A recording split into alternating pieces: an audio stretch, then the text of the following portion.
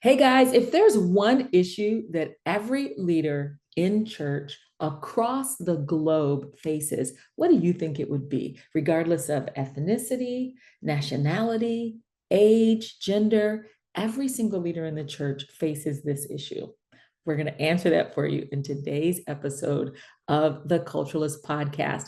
My guest is not just a someone who's traveled the world, but he's transformed the world. I have a conversation today with my dear friend, Todd Powers. He's the founder and president of Empower International and Empower Children's Education Foundation. He does work with leaders and church planters around the globe and specifically in the 1040 window here in the US as well. He has stations and headquarters in Thailand, Myanmar, Pakistan, and in the US. And we had a phenomenal conversation about his journey from being a Wisconsin farm boy to California to the world.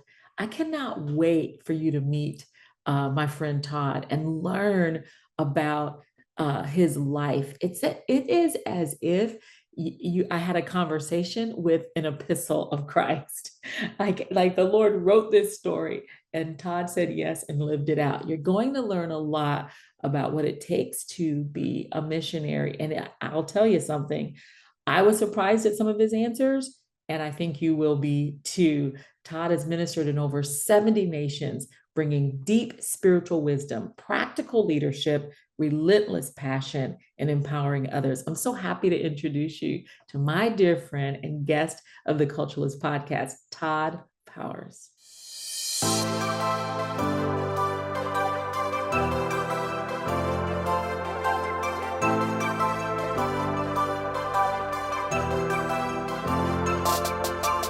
Hi, I'm Pam Ross, the Culturalist. I love good conversations with interesting people. In this podcast, we use the art of conversation to explore what's happening in culture. Thanks for joining us.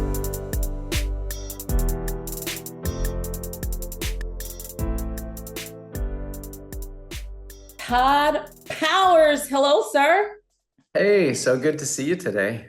It is really good to see you. Todd, I always forget how, or maybe I forget how impressed I am with how fit you are. So whenever I Uh, get to see you, I'm like, Todd is so fit. Have you always well, been thank so you. fit? I appreciate that you noticed that, but because as I get older, I don't even like to use that word, but as I get older, it's a lot harder to stay fit, and so It is. it's a little more work than it used to. But Yes. it's just one of those things that has become a conviction of mine, and Hmm. I'm determined to serve Jesus not just for a sprint, but for the long haul. And Yeah, so it's yeah, true. it's something I try to maintain discipline in for sure. I so appreciate it. It doesn't show to look at me, but I have a tremendous value for health and wellness and stewarding my physical body Yeah. because I did get strongly convicted many, many years ago Hmm. about your body needs to serve your purpose. Yeah. Yeah, and when I think And about that's something that a lot of pastors, preachers, whatever you want to call us all, we don't really pay attention as much as I think mm-mm, we should. That's something no. that actually years ago I heard the phrase from Oral Roberts at Oral Roberts University, where they talked very strongly about whole person fitness, which is spirit, soul, Mm, and body. And there's a wow. real connection to the three. And so it was, just times like that, those defining moments when you hear certain things Yes. and they kind of, it's like the coin drops and you really Yep. get that conviction and say, obviously we want to stay strong spiritually, but we have to maintain health in all three areas, spirit, soul, and Hmm. body, because there's that connection. Yeah. Yeah, I got a definitely. strong conviction of it. I'll never forget. I was living in Maryville, Indiana, working a lot, Yeah. leading a lot. Huh? I was working for the Girl Scout organization at that time, and Hmm. I got a hold of, now this is how old it was. I got a hold of a CD from a lady, and it was called Health and Fitness as it pertains to life and godliness. And it's Right. based on the scripture, God has given us all things pertaining to life and godliness. Yeah. And for some reason, that whole message um, just kickstarted me. And so Yeah. I always appreciate when I see ministers of the gospel, leaders in the kingdom that have that same conviction. I think you inspire so many of us to, whether we see the results or not, I mean, physically, I think I see them more internally than externally. Yeah. Yeah. And it's so important that we stay Yeah. healthy in And serving your God. travels. I mean, Todd, we sit on the same board, so I have some idea of what you do. But when I read Yeah. your bio, I was like, good Lord, this is a lot. Your resume is massive. But if you were to just introduce yourself to someone who's just meeting you for the first time, how would you describe the work you do with Empower International? Love the Right. name, by the way, Empower International. Yeah. Thank you. There's a reason behind that name, and it's not because my last name is Powers. It's because of the vision that God has given us Mhm.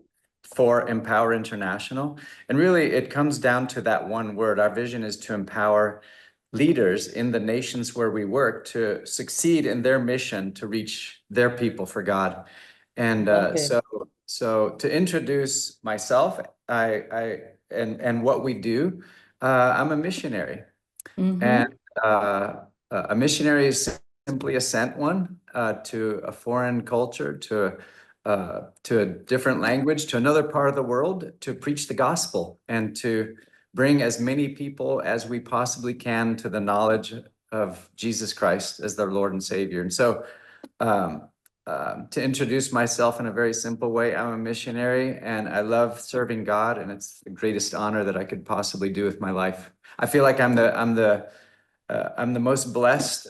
There's not a job that you could offer me that I would think would be better. I absolutely love what I do.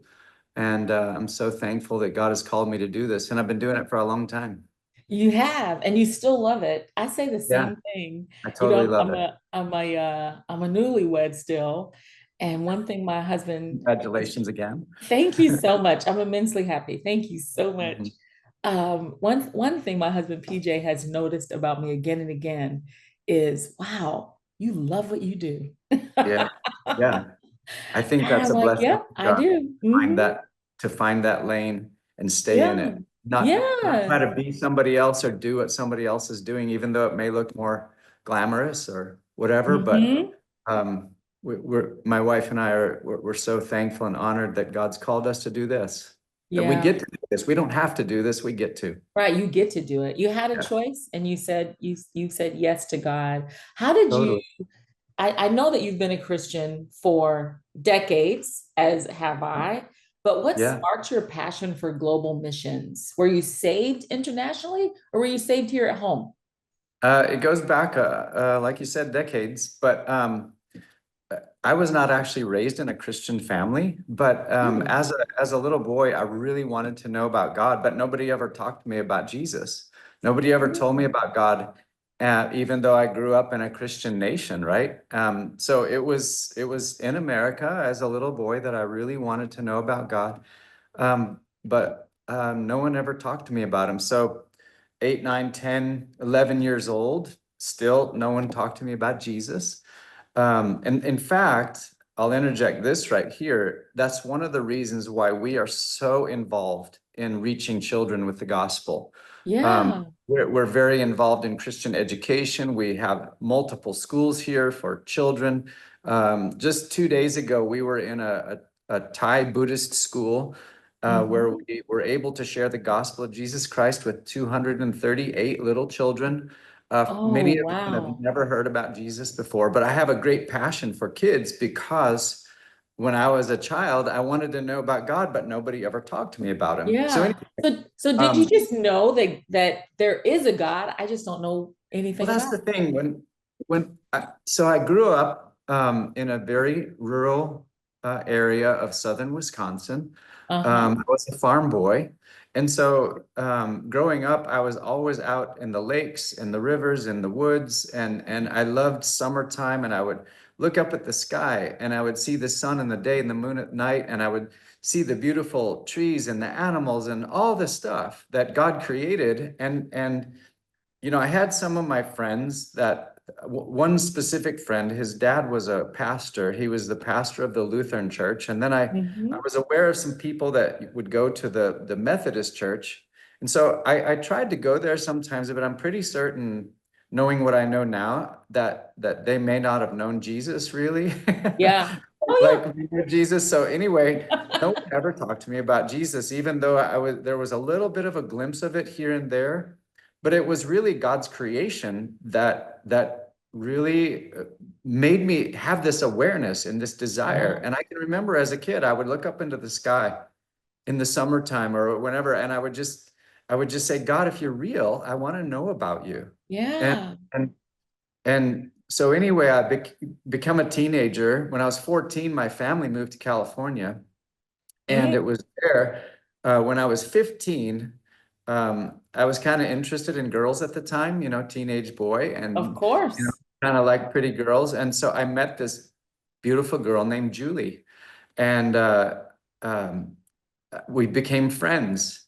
And I always, being from Wisconsin, I always kind of had this thing. I like brown-eyed girls because Hmm. there weren't very many of them in Wisconsin. And so when I met Julie, here's this beautiful brown-eyed girl, and she's really nice and beautiful.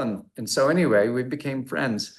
And back then, this kind of reveals my age here. Back then, we didn't Hmm. have cell phones. We didn't have ways to communicate. So we would talk on the phone, those old wire phones with the, Oh, yes. the touch tone phones and all that. So anyway, I got to know her, and she would always be gone on Sundays. And so I'm like, Julie, what's the deal? Why can we never talk on Sundays? And she finally came out and she said, well, I go to church. So I Hmm. kind of got upset with her. And I said, well, why don't you ever invite me to go to Right. church? You never asked me. So anyway, her family was going through a very difficult time at that time, and my family was really messed up. Mm. So it was just, I could now see the hand of God in it. So anyway, it was through Julie, this beautiful brown-eyed girl that I met when I was 15, that she was the first one who had the courage to tell me about Jesus. And so Wow. I love it. she shared the gospel with me. I went to church with her. It took me a little while to sort all of it out. And when I was 16 years old, I invited Jesus Christ to be my Lord and Savior. And Mm. at that time, Julie, being the daughter of a Baptist pastor, she grew up in the church. She had a strong relationship with Jesus. She knew she was called to ministry. And so when I got saved, I really got saved. Like serious transformation happened Yes. within when Jesus came into my life. And um, we got so on fire for God as teenagers. We there were literally times that we would skip school to go hear preaching. Like that there would be like some kind of a Christian convention going on down in Anaheim or in LA or something, and we were so hungry for God that we would go to Yeah. these meetings. We would not miss church. Like I don't understand people who have access to quality church and then they miss church. Like it's Yeah. hard understand that. But anyway, we were just so hungry for God. And when I was 17 years old, I was in prayer, just hungry for God, crying out to God. And I had an encounter with Jesus. And it was almost like he visited me in the room. I'm not saying that he physically came into the room, but it Hmm. was But his almost like that. presence was there. Right. Yes. And I knew that I was called to ministry, and I didn't even know what that meant. I was headed probably toward military service. I kind of wanted to be like a military pilot or something like that. But Hmm. in fact, I still have people asking me, like I was running through our neighborhood the other day, just exercising, and some guy pulls up, rolls down his window, and he says, "Were you a Marine one day?" Because he said, "Well, I always see you out here. You look like a Marine." I said, "No, I wasn't," but I was kind of headed that way until I had this encounter with Jesus. And so Yeah. when that happened, Julie and I were then seniors in high school, and we really felt like God was calling us both in ministry. And So we found out about this Bible college, and after high school, we got married and went straight to Bible college together because we knew God was calling us to do this life together. We had no idea the journey that we were starting, but it's beyond anything we could have ever dreamed or imagined. But anyway, your question, I guess, getting back to your question now, um, as far as missions and doing foreign ministry work, growing up as a farm boy in Wisconsin, I had no Yeah. concept at all of traveling the world, of visiting foreign countries. Like my family, like they don't even have passports. Like my family, Wow. most of them have never been out of the country before. And so that was a completely new thing. So when we were going to Bible college, we were part of this church in Tulsa, Oklahoma. I don't know if you've heard of Victory Church. For some Um, reason, I feel like I have. Pastor Yeah. Billy Joe Doherty was the Oh, pastor yes. there Yes. uh, Uh-huh. when we were going to Bible college, and there was a lot of churches, and there always has been a lot of churches in Tulsa, but the Holy Spirit really put it on our heart to go to that church. Well, Mm-hmm. if you knew Pastor Billy Joe, he passed away several years ago now, but if you knew him, he was like a missions monster. I mean, Mm-hmm. he was so into evangelism and missions. And so when we got connected in that church, I actually started working there in my second year of Bible college in 1985. And Mm-hmm. and he had such an influence on me with regard to preaching the gospel to the lost, winning Yeah. souls, and then also foreign missions. And then he had guys come in like Lester Sumrall. I'm sure you Mm-hmm. know of Dr. Absolutely. Sumrall. Yes.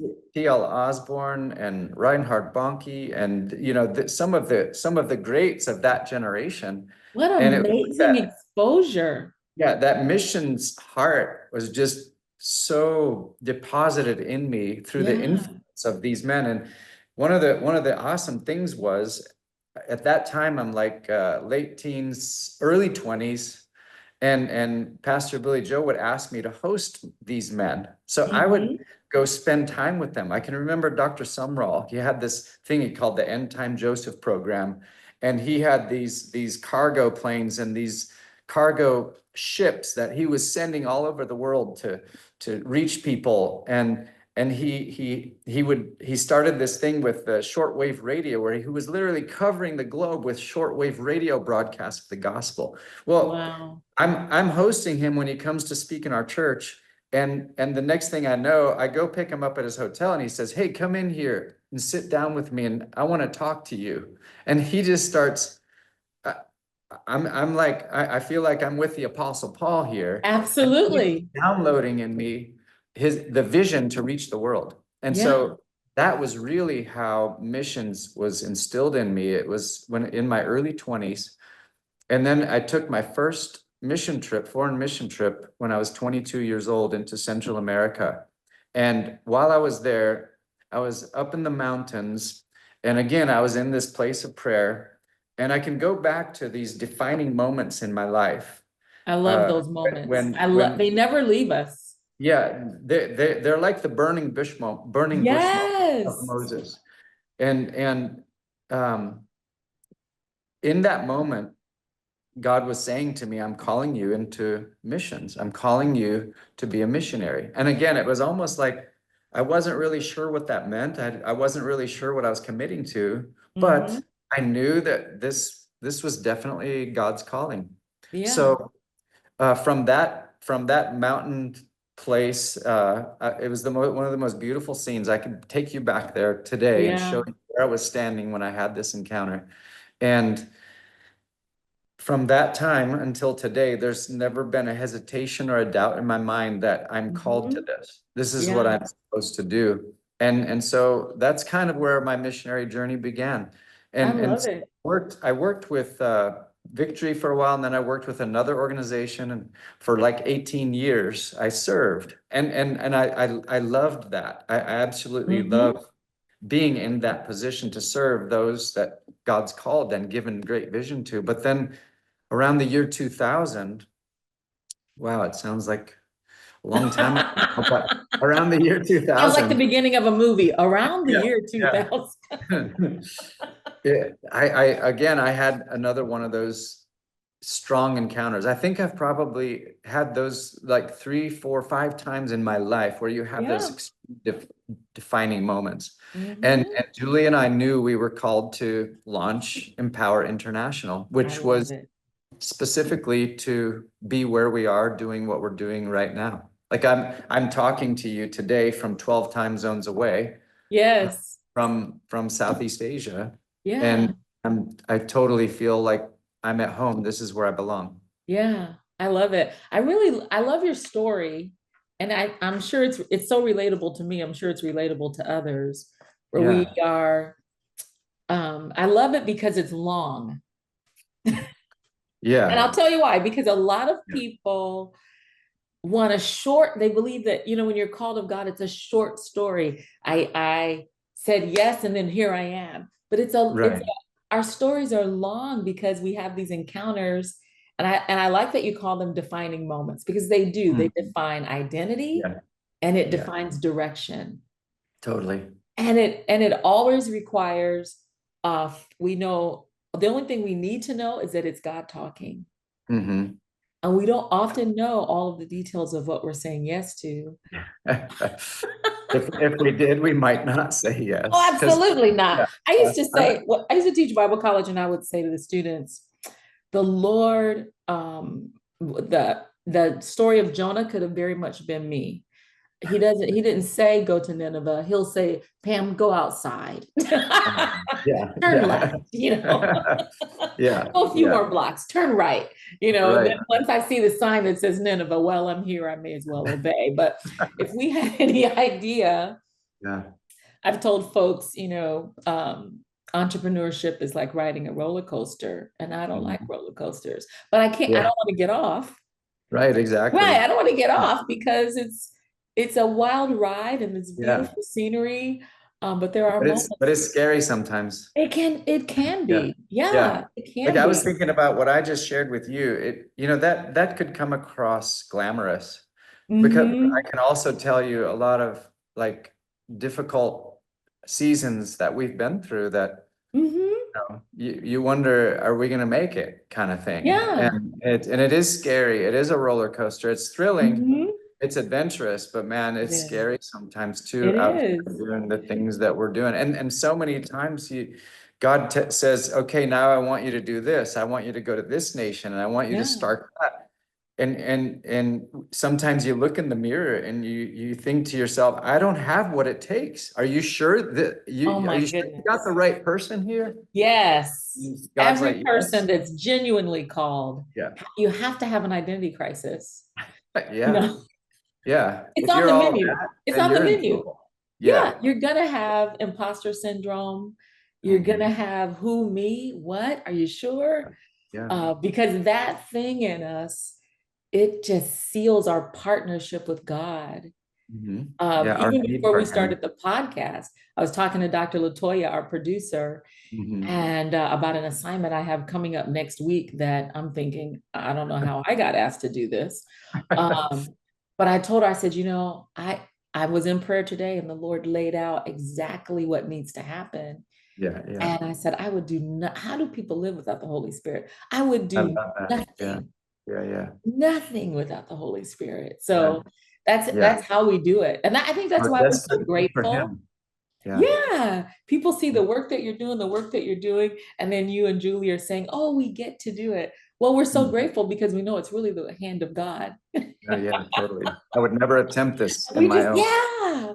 And we get to say yes and be involved. I also love, this is what I also love about what you do. I didn't realize this, that you serve both leaders and children. Mhm. Yeah. And like, how does that even work in your mind? Because Yeah. I started off in children's church. So often when I approach leadership training, we approach it with getting leaders to act like children. Mm.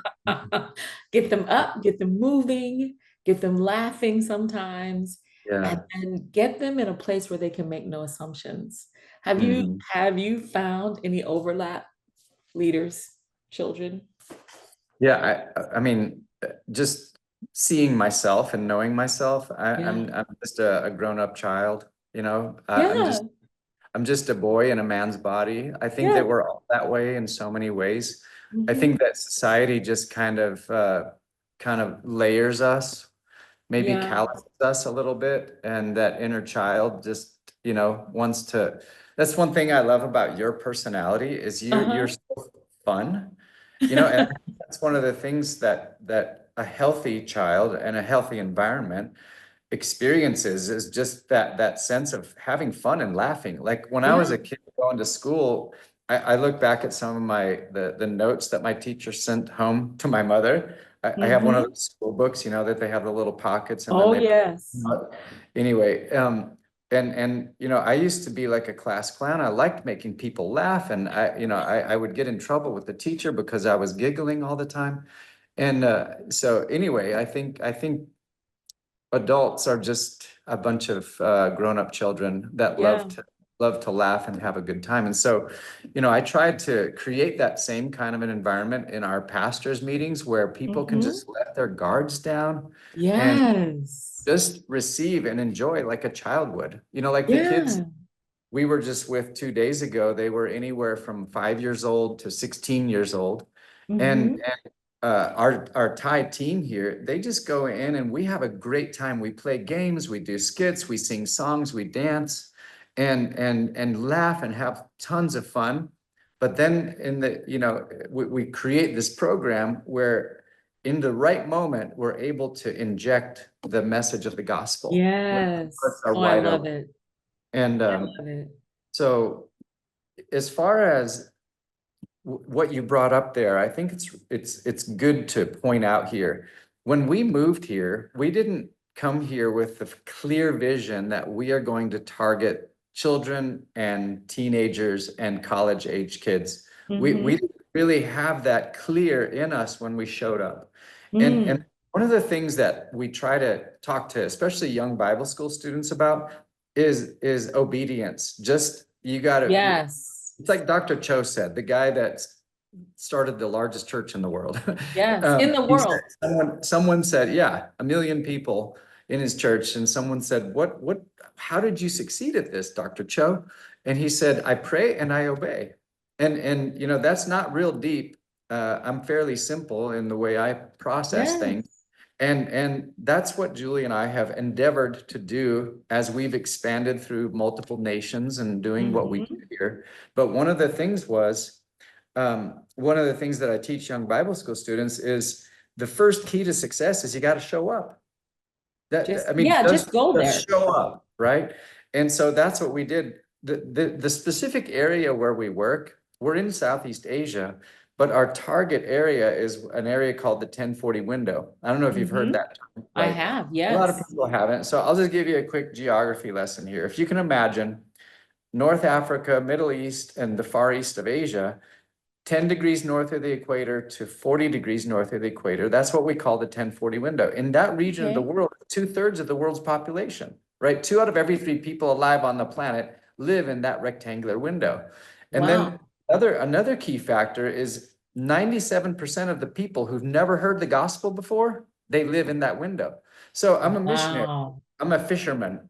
I want to go where the fish are, where the people Yes. are unreached, they've never heard the gospel before. And so that was our whole motivation in coming to this region of the world, was to go where the most unreached, those who've never heard the gospel of Jesus Christ before, this is where they live. So that's why we came here. And so when we showed up, we didn't know a soul in this region. We showed up in the city of Bangkok, which is 17 million people. Our daughters are 10 and 12 years old. And honestly, we had no idea. We'd been in ministry for a while, but nobody knew us here. Nobody Yeah. knew who our church was. Nobody knew who Jesus was, let alone some big name Yeah. in America. So we just started. We started going out into some neighborhoods and bringing things that people might need and sharing the gospel, in printed form because we couldn't speak the language. And so that's kind of where we started. And then I started traveling to this country and that country and meeting this person. And that person would, introduce me to that person. And the next thing you know, we've got this network of leaders out here in these nations. And in the midst of that, we recognized the tragedy of child trafficking, child slavery, Mm. and child abuse that's taking place in these countries. And we recognize, so we're very involved in the rescue process and Yeah. the rehabilitation process of young people that have been trafficked. But we got to a point where we were like, okay, we love the rescue aspect, but what about the prevention? And so Yes. when we saw the value of prevention and stopping children from even entering into the place of being high risk for Mm-hmm. trafficking and abuse, we found that the best way to provide a child with the possibility of a good future is through education. And so Yeah. doing, we started building schools for minority children, for Mm-hmm. minority ethnic children, for poor children, for persecuted children, in these nations where we work. And it has become one of the largest things about what we do. It's And amazing. during that process of just praying, God, okay, God, we're here. What do you want us to do? He really put it in our hearts. One, to empower existing leaders. You know, you've Yes. found a lot of pastors and leaders that so many of them are out there. They're just like barely surviving. They don't have Yeah. anybody that's helping them. Nobody's encouraging them. They don't know how they can make it from day to day. And there's Mm-hmm. so many pastors out here that were just like that. And so God said, I want you to start empowering these existing leaders. And so we built this network of pastors and church planters in the nations where we work. And then he said, secondly, I want you to empower the up and coming leaders. In other words, Beautiful. the Bible school level, the university level, Mm-hmm. those who are called to ministry, I want you to connect them to those of the older generation so that they have mentors, and then help them find a place to serve so that they can learn everything they can, kind of following the same track we did of Yes. serving before we launch our own. And Yeah. then the third part of that was empower next generation leaders. In other words, start from the time they're 5, Mm-hmm. and you empower them from the time they're 5 to 25, and you prepare them to become leaders in their nations. And those would be leaders in government, leaders in education, leaders in ministry, Yeah. leaders in finance, leaders in business. And so all of our schools now are targeting our kids toward these levels of Yeah. influence and leadership. So, you know, you just asked me a really simple question and I just rambled on for a long time. No, you didn't ramble at all. I love this. I love this I'm conversation. sorry, And I'm I'm going to saying tell you so many why. things. Because you know how the Bible tells us that we are written epistles, right? And we're read of men. And we read for understanding. I do. I also read for entertainment, but I read for understanding most of the Yeah. time. And so as I'm looking, because you are a written epistle, when I read the Bible, I'm just not reading people's stories. I'm looking at what did I learn about God in this Hmm. person's story? Did I learn Yeah. anything about the compassion of God, the patience of God, the discipline of God? You know, Yeah. Yeah. as I'm looking at you, hearing your story, I'm reading your story Mm-hmm. and I'm learning about the necessity of faith. I'm Oh, learning wow. about the necessity of a yes, Hmm. to just show up. God says, Yeah. go to the place I'll show you. You know, we read those scriptures of Abraham's a father of faith, and God said, go to the place I show you. And then when Yeah. God tells us to go somewhere, we say, well, what am I going to do? Who am I going to? We want a guaranteed success, you know? Yeah. Yeah. And the only success really that believers like us have is becoming. Just become whoever he told you to Yeah. be. That's your Exactly. success, right? Oh, That's your success. yeah. Whether the Yeah. people, whatever happens outside of you, is Hmm. sometimes up Yeah. to people receiving Yeah. you. Yeah. But I'm looking at this journey, and I'm also looking at how sometimes God will titrate information, you know? It's like Yeah. he puts revelation on a drip for us, Mhm. Yeah. and it drops at the time that we need it. And Hmm. it Yeah. was always his plan to use Right. this Midwestern farm boy to, Hmm. you know, in such Yeah. in such a big way. Right, And right. I agree with you. I think you would have been very overwhelmed and you would have probably attempted to be over prepared in your own strength, well, I need to learn Yeah, more and I need this and I need to go to school more, but rather right, than right. say, I'm going to show up and be a vessel. I also Yeah. love the fact that your marriage is so intertwined with Mhm. not just your salvation, but your purpose and what you're Yeah, doing. And that God yeah, gave you a beautiful brown-eyed partner yeah, to partner with you. So you're not out here going it alone. Uh, yeah. when I worked for a church planting organization, we would not plant a newlywed. Now we would plant somebody who was single, but we would Mhm. not plant a newlywed because we would say, you need to give your wife a good year. Mhm. Yeah, Yeah, and then get exactly. going. Unless you guys were called before you got together. Yeah, And yeah. so yeah, so I love because your spouse is usually your first line of mental health. They know Mhm. they know when you're not Yeah, right. They're like, what's wrong with you? And so yeah. they're also our That's so encouragers, our true. helpers. But no, it wasn't rambling at all. I absolutely Yeah, love hearing it. I have one final question, and then we're going to wrap this portion, and we'll do a sure. bonus segment for our Patreon supporters because you've worked in over 70 nations. You've done projects all of these Mhm. nations. I can't even imagine the miles. I fly a lot, but I can't even imagine the miles that you've got. Would you say, have you seen any cultural constants when it comes to leaders? I know we both have a heart and a love for leaders. And like you, I see them as people who said yes and are doing their best to serve God, giving God what they've got, using what they know, but also Mhm. knowing that when you have a passion for these leaders, you want to help them, empower them, pour into them, encourage them, teach them. Have you seen a constant, regardless of nation, like this is something every leader needs? Right.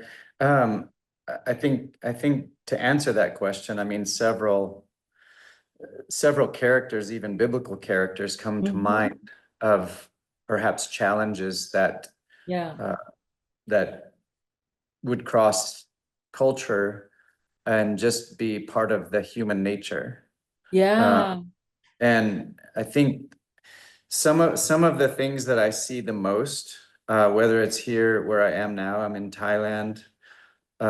We have networks of leaders in Burma and Pakistan, and even working with a lot of different leaders, pastoral leaders in America.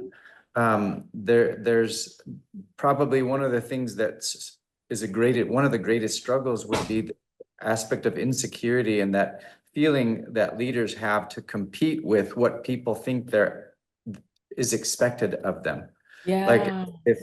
if Pastor A over here has 200 people in his church, then Mhm. Pastor B is doing everything he can to keep up with Pastor A. And Yeah. just that insecurity and that constant competition with what other people are doing and what other people think that they should be doing. Um, Mhm. I think that's definitely something I see across Wow. cultures everywhere I go. In Yeah. Africa, there's that sense of competition. There's the insecurities that the pastors feel. There's obviously the weight, and like Paul said, all these things are happening to me, but then I also carry the care and the concern for the Yeah. church. Yeah. I see the kind of pressures, especially that pastors the stresses and the pressures that they carry. Mhm. It just seems it may look and act a little different, but it's the Mhm. same But it's the across all same thing. culture. So Wow. so when I go in when I teach and preach in these pastors conferences and sessions that we do. In fact, we're doing another one in about 10 days. We'll be on the Mhm. Thai-Burma border, which Burma's at war right now. So we Wow. can't actually pass into Burma in that particular area, but we're actually bringing them out of Burma into Thailand to do our training. But Mhm. when we do these training sessions, we just I'll teach and preach the same exact principles that the Bible taught through Paul, through Peter, through the story of Joseph, through the Mm-hmm. writings of David and the Psalms, Yeah. because they transcend culture. They transcend because all leaders, I think, that are called by God are dealing with the same kinds of issues. And so Yeah. we apply the same principles to overcome Mm-hmm. the same. I mean, everything that I just described, I've had to battle through myself, Yes. as a leader, as a missionary. Yeah. The pastors in America, they have expectations on what you should be doing as a missionary. And Mm-hmm. the other missionaries are coming out with all their great stories, and so you got to come out with your great stories. And Mm-hmm. your Mm-hmm. partners, they want you to be achieving these numbers so that they will continue to give these numbers in supporting you. And Yeah. there's that constant battle, that pressure on the Yeah. inside. And I And so think, it's keeping your focus, keeping the main thing. yeah, and Mhm. not performing to for the attention or the um I don't know the right word I'm looking for here, but Yeah, the applause or approval. yeah, yeah, I'm not performing for the approval of man. Yeah. I'm performing for an audience of one, the one who Mm-hmm. died on the cross for me and the one who called me. And Yes. my motivation cannot be so that someone will support my ministry. My motivation I must be love it. pure obedience to God, and Yes. competing with what the next missionary is doing, or what, because there's some great organizations out there that have an incredible platform, and they get tons of money to even come and speak to a group.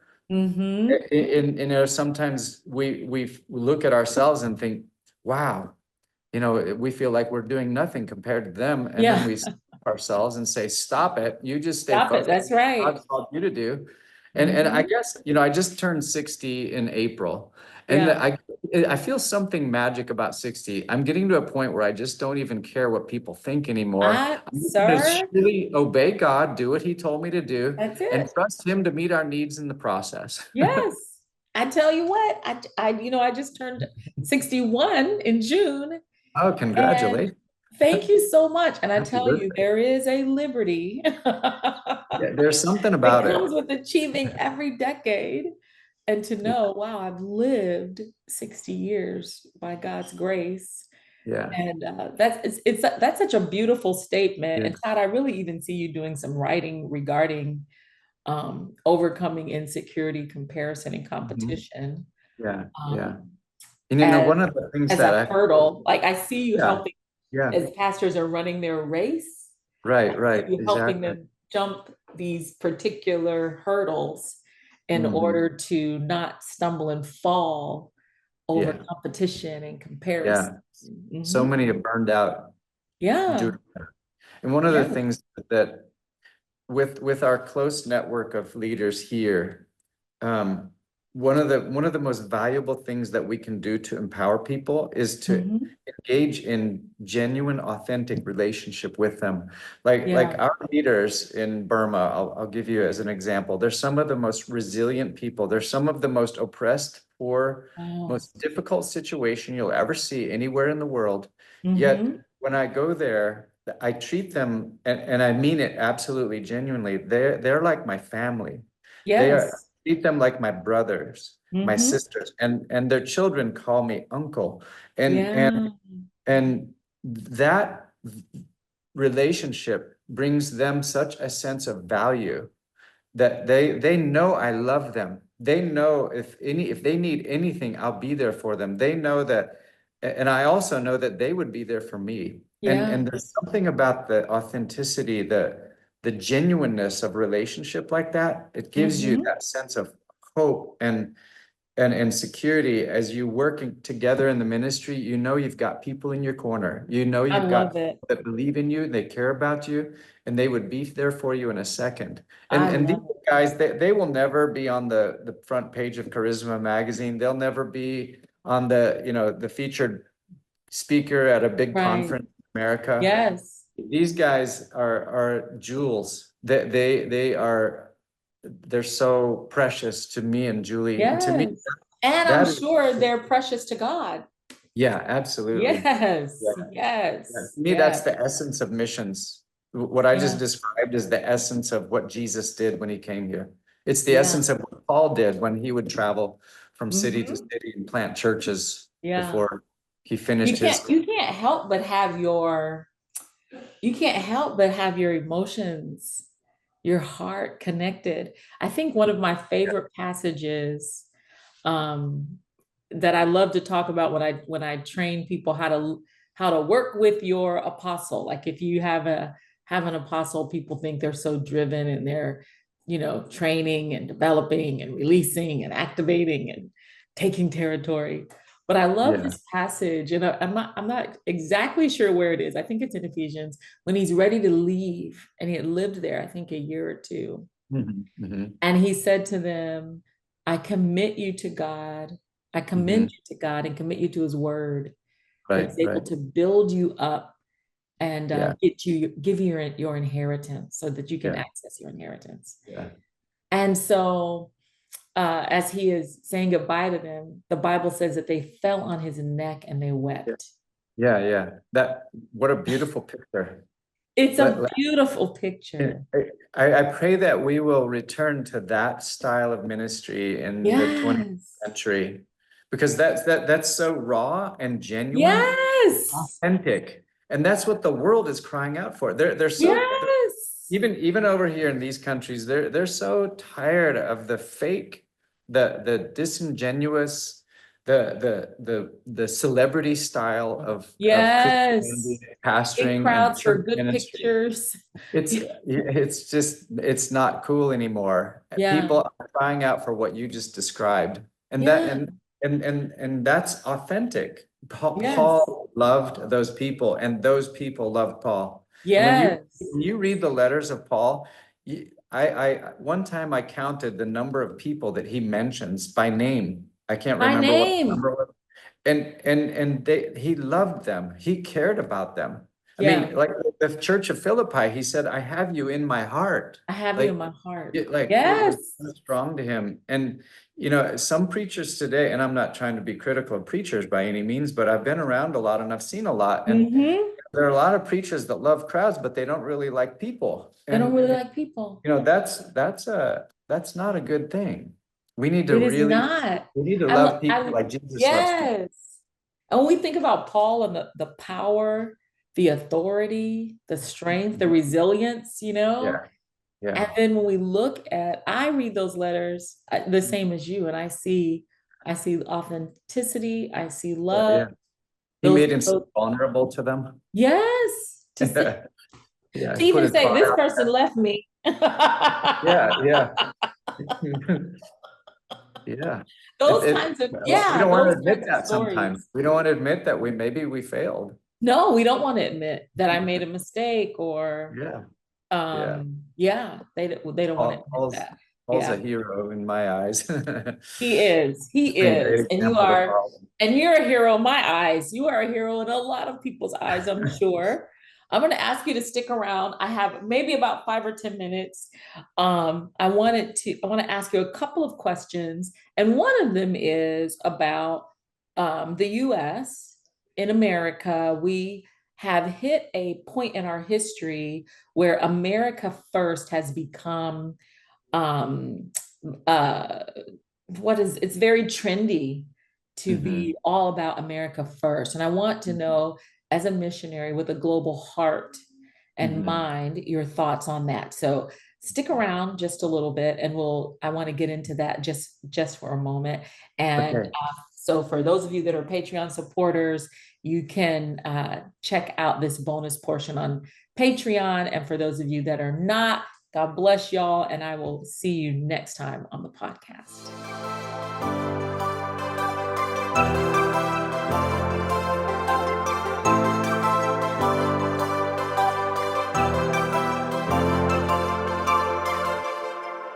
Catch me on social media at PR The Builder.